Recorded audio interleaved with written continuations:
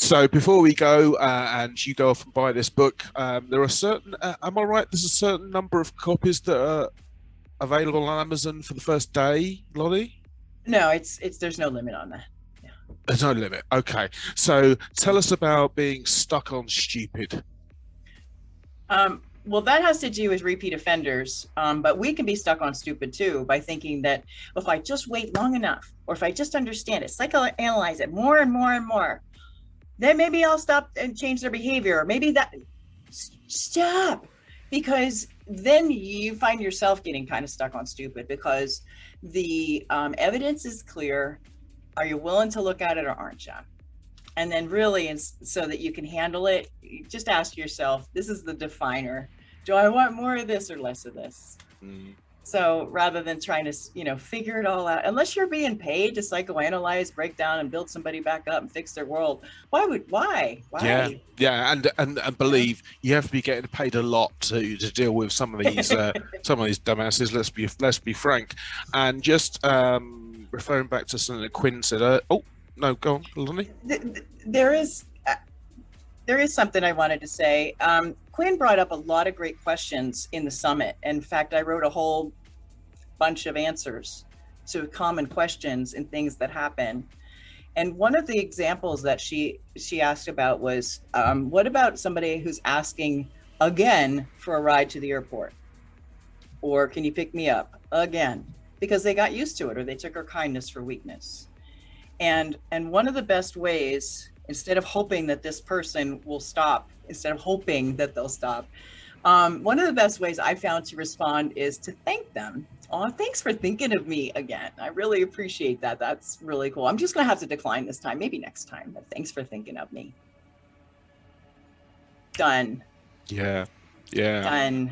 Because, they're just going to keep doing what they do. Sometimes you have to do a hard stop, and that's another show for another. I remember. Sorry, as you were mentioning that, I remember reading it. It's not in one of our bits for our filming this time round, but a very, very important tool. Quinn, so hopefully there's not shootouts on the roads in Britain, but you still get dumbasses who swerve or whatever they do, or are tailgating. And the phrase I use is, I'm not going to bother expending any mental bandwidth. So like an internet or broadband cable, there's a certain amount I can pay attention to. And if you're going to be a dumbass, fuck you, basically. Can we swear in America? Oh, well, we have now. It's already there. Whatever. And I can't even know the bleep because I haven't got decent editing software. So yeah, exactly. So buy this book. Buy the book. Buy the book. Click on the link. Buy the book. Don't just watch the video. Watch the video, then click on the link, or click on the link and just listen to us while you're ordering it.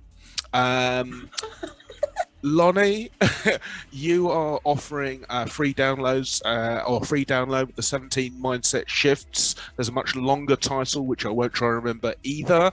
And that's available to people that watch the video who click on the link.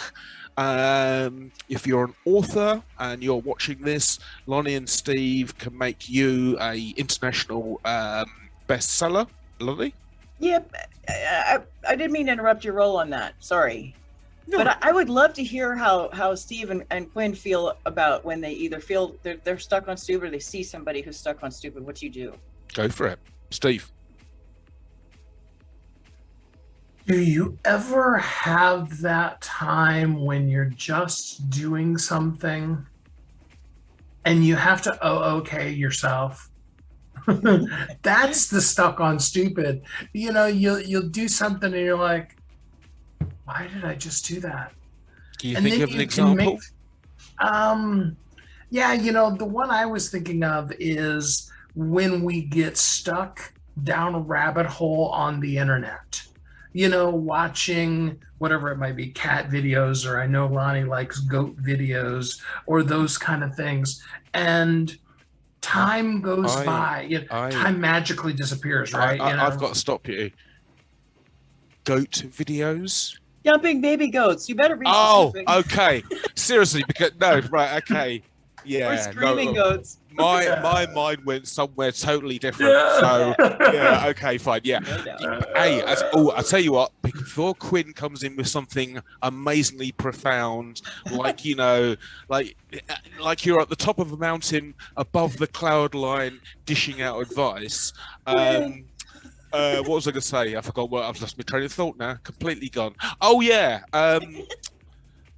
No, I have lost my train of thought. Quinn, say something profound. Something to say. See, that is profound right there, Jonathan. No, you know what? Okay, for me, being stuck on stupid, I've experienced this the last probably month or so myself. It's because when I tried to change course and to change my business or to do something new, and my existing mindset, my existing habits are just stopping me, and I've been struggling and I've been fighting this internal battle. And to me right now, I'm pretty much I'm seeing that I'm stuck on stupid right now because I haven't done something different. I'm trying to do it the same way I've always done it. No wonder it doesn't work. No wonder that I'm trying to change and yet I'm doing the same thing, trying to change myself. That doesn't work. So, man, it took me a month to realize this. So is that stuck on stupid or what? But seriously. That's a pretty good example. And what I'll just say, although I come off as a mad, lumbering idiot, there is a phrase that you can use to help you. So have you heard of the book called Nudge? No, Nudge. Right. Book called Nudge, written by a Nobel Prize winner. And basically the first chapter at Schiphol Airport in the Netherlands, if you've ever been in a men's toilet, they're disgusting, they stink, they're horrible, yeah? So basically they wanted to reduce the cleaning and the amount of debris, but signs like please do this or don't do this or they don't work on people. So what they did is they got a little plastic fly, put it round chained it to the middle of the urinal, and men, because it was a target to aim at, aimed at it. It cut the cleaning by 60%. And that is what's called a nudge. So a nudge towards a different behavior. If you're something that you recognize now as a pattern that you want to change, use the phrase. So as a rule, we're so busy these days, the way it comes out of our mouth is, I've got to do this, got to do that, got to do this, got to pick up this, got to that. And that is a phrase which, psychologically speaking, is something you don't want to do. It is being put upon you. Change that to I get to. Because, so Lonnie and I have spoken before, I have various disabilities, I've been dead several times, and even if I was a cat, I'd be skidding on pretty thin ice at this point. And so I really appreciate what I have, this ability to have these conversations, to put stuff out on social media. These are all opportunities that I get to do because I can still function as a basic human being. I'm sort of, more or less there. So get to as opposed to got to, and that is a nudge. It's just one letter. Love it. Changes the meaning.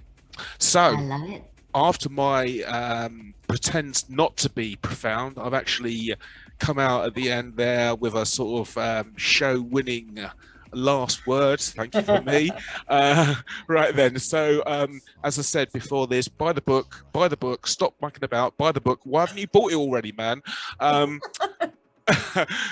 Please, Lonnie, say goodbye to the peeps. Goodbye, peeps. And Steve, say goodbye to the poops. Toodles noodles. Toodles noodles.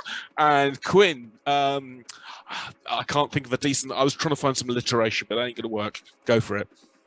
Buy Peeps is Buy is Peeps. good. Yep, excellent. Okay. Buy the book. Buy yeah, Peeps and buy the book. Yeah, absolutely. And check out with these people on LinkedIn, connect with them, all that sort of stuff.